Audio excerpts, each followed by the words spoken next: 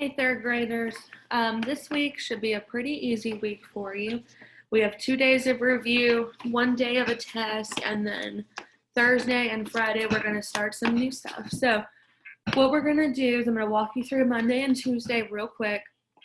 And then we're going to take your test on Wednesday, Thursday, Friday. We'll start new things in chapter 2. So this is going to be Monday's video. So Monday, you're going to do the review worksheet I gave you. It's just 1 page front, no back to it. It's not the one that is stapled. So what I want you to do today on this one is to go through. You can use your book, and I want you to make sure you know how to do all of those problems. Make sure that you feel comfortable with them. Have your parents double check them with you. Do it first, and then have your parents go through it with you. Make sure that you understand how to do all of them, because this is going to be review for your test. There will be homework tonight, and the homework is just going to be review. So your class work is that worksheet that I gave you in your packet on Friday, and your homework is in your workbook. And it's going to be workbook page 10. Okay, so that's just going to be a little bit of review before you have your test on Wednesday. So homework, workbook, page 10. This one's going to be super short because it's just you reviewing with that worksheet, okay? So this is the end of Monday.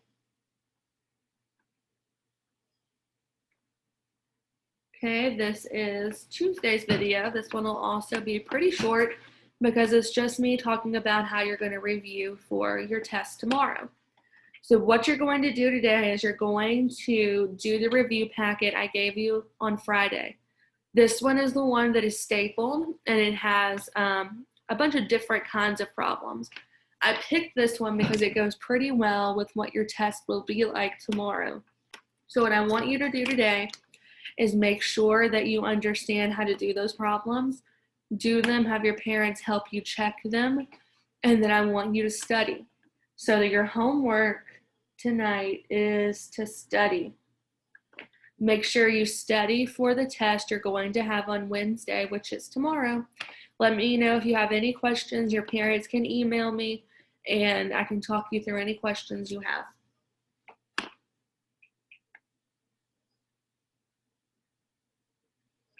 This is Wednesday's video.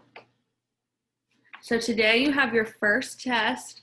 I want you guys to make sure that you go through and you do it slowly. Make sure you don't rush through it. Make sure you do your best. Make sure you double check. If you need extra paper, use extra paper. Do whatever you need to. Please do not use your book or your notes for your test. I want you to be honest, and I want to see what you know without using your book or your notes. You guys have done really well so far on everything we've done, so I think you guys will do perfect on the test. There is no homework tonight. I never give homework on nights we have tests, so you should be able to relax tonight, not do any homework for math. I will see you tomorrow for our Thursday video, and we will start something new.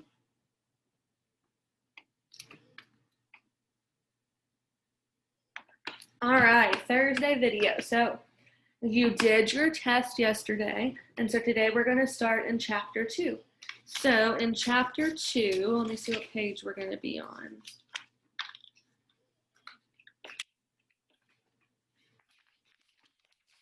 Just a second. We're going to be on page 22 in your hardback book. So this one is something new. It's called Using Addition Properties. This year, you're going to learn about how we can use these properties to help us add.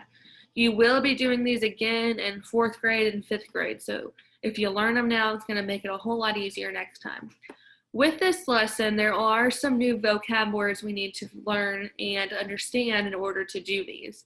And a lot of this you probably already know. You just haven't heard it called this before. So let's look at page 22. The scoreboard shows the scores in the first half and the second half of a game.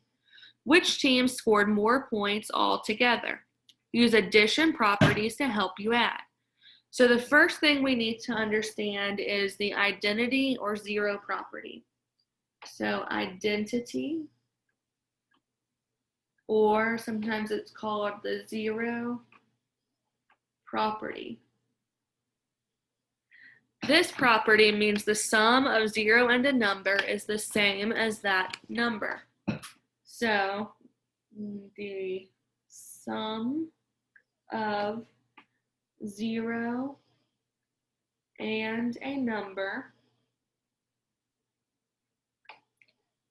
is the same as that number. So it seems a little wordy, but all it means is that if we add a number and then we add 0, the answer will be the same as the first number. So if I have 5 plus 0, it's still going to equal 5. Okay, so that's all that one means. I'm going to pause real quick and plug this computer in because it's about to die. So give me just 1 second to get it charged so we can make sure I don't lose any of this before we're finished.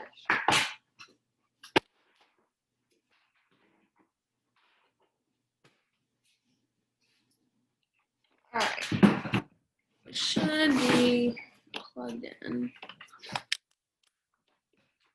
All right, my computer's charging, that way I don't lose any of you guys before we're finished. So the first property you need to know is the sum of 0 and a number is the same as that number. That's what identity means. Anytime you see a 0 in it, you'll know it's identity property. Okay, I'm going to clear all of this so we can do the next one. And all of this I'm copying from your book on page 22. So if it's easier to listen while you copy from 22, that's totally fine. All right, the next one they give us is commutative property. Commutative means the order. So commutative.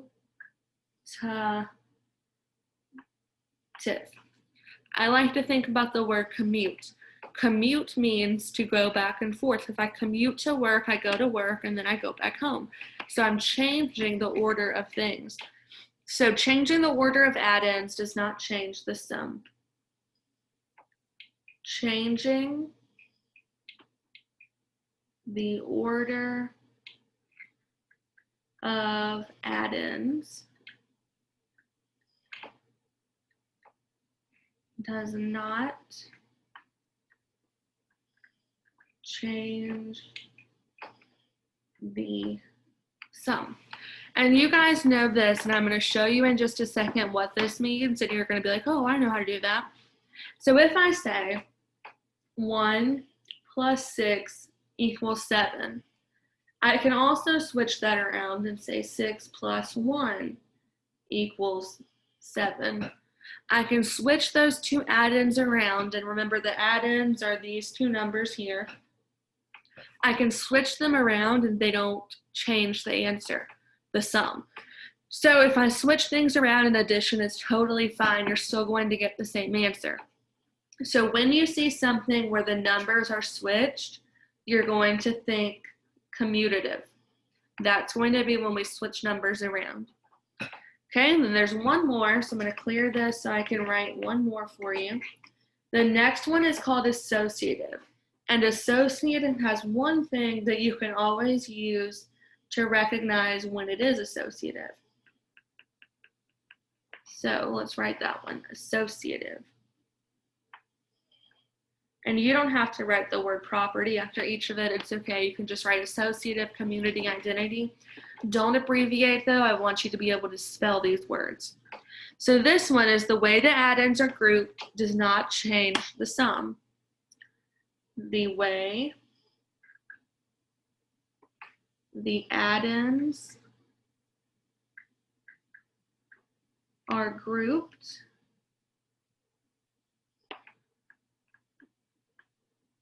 does not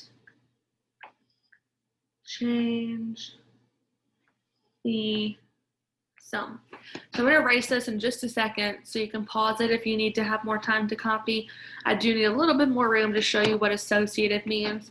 Associative is grouping, and what it has is these parentheses that are switched around different numbers to tell you which ones are grouped differently for each time. So I'm going to erase this and erase it and show you how to recognize associative. And what I need you to be able to do is to see either the zero, the switching of the order, or the switching of the parentheses.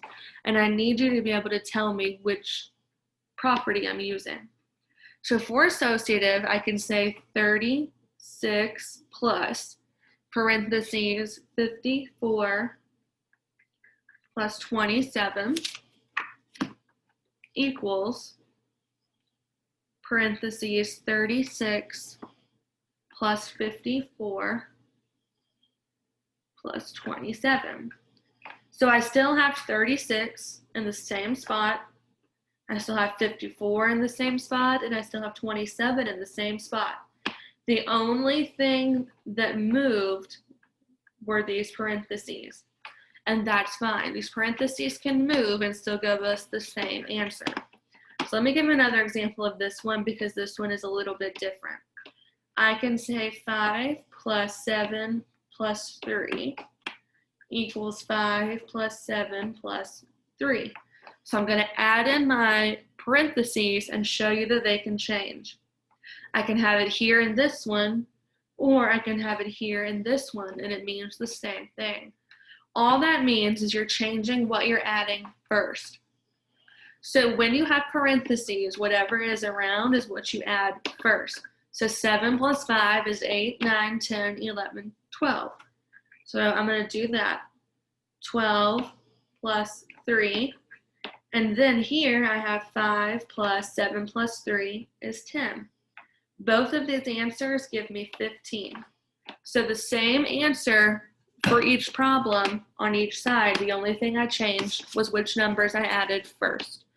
So what you need to be able to know when we do these is how to recognize it, and then you need to be able to add them. So I'm going to clear this and tell you what you're going to be doing for classwork today.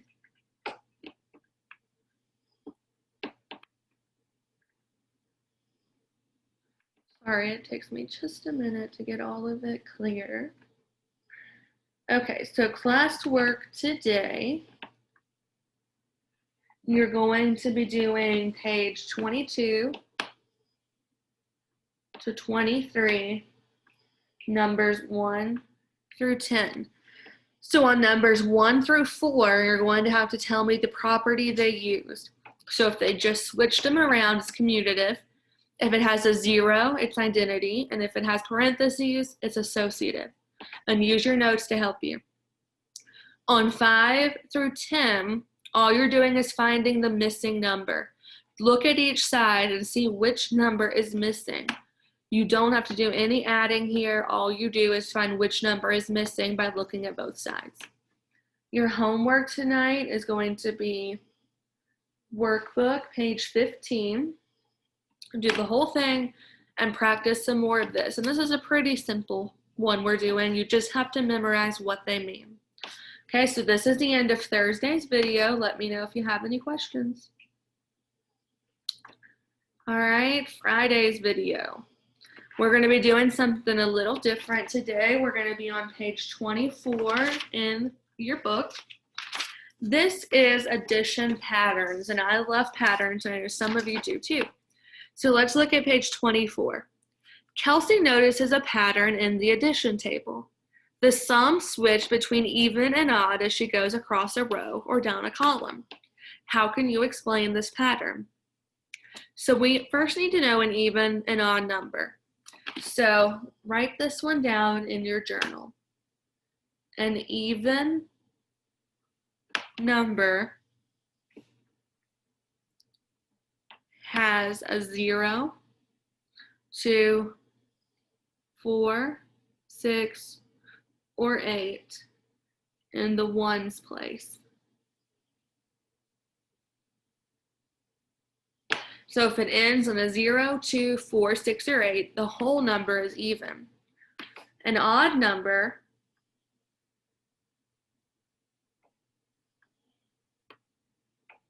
has a 1, 3, 5, 7, or 9 in the ones place.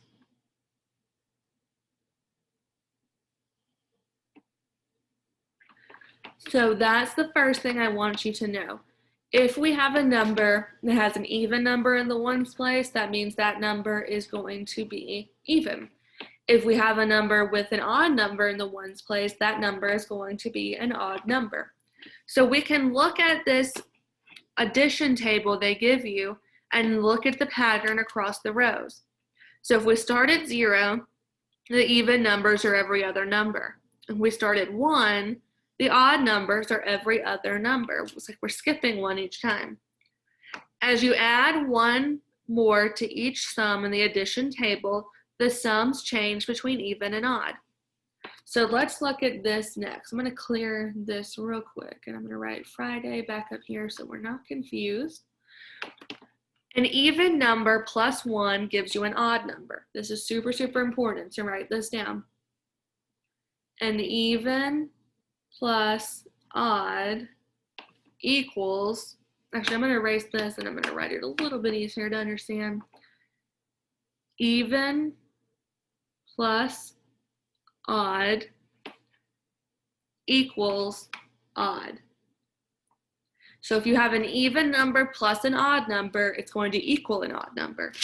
So if we have 8, which is even, plus 1, which is odd, is going to equal 9, which is odd. If we have an odd number plus an even number, it's going to equal an even number. So if we start with 9, which is an odd number, and let's add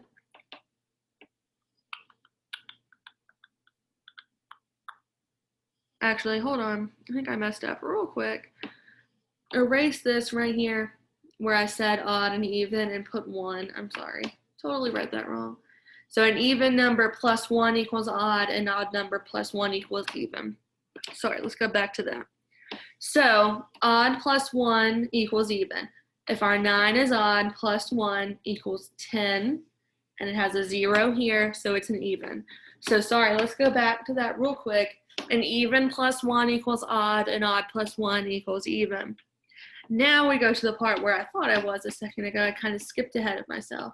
So now this is the pattern you need to write down. An even plus an even equals even. Even plus even equals even. If I have 2, which is even, plus 4, which is even, I get 6, which is even. Same thing with odd. Odd plus odd equals odd. So let's say 1, which is odd, plus 3, which is odd. Oh, hold on. Clark messed up again. Sorry. Odd plus even equals odd. Odd plus even equals odd. So if I have 1 odd plus, let's say 4, which is even, we get 5, which is odd. So let's look at that one more time because I messed up again. Sorry. It is teacher brain. Even plus even equals even. Odd plus even equals odd. Okay, I'm going to erase this and write the next part.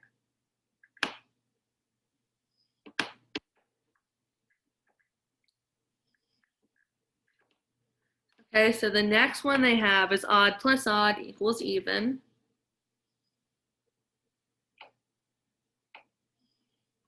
Okay, so let's say 3, which is odd, plus 3, which is odd, equals 6, which is even.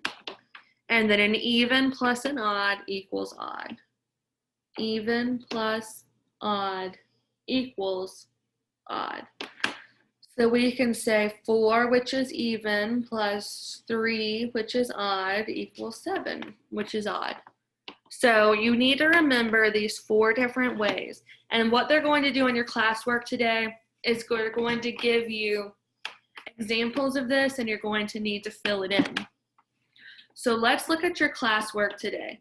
Your classwork is going to be page 24 through 25, 1 through 8.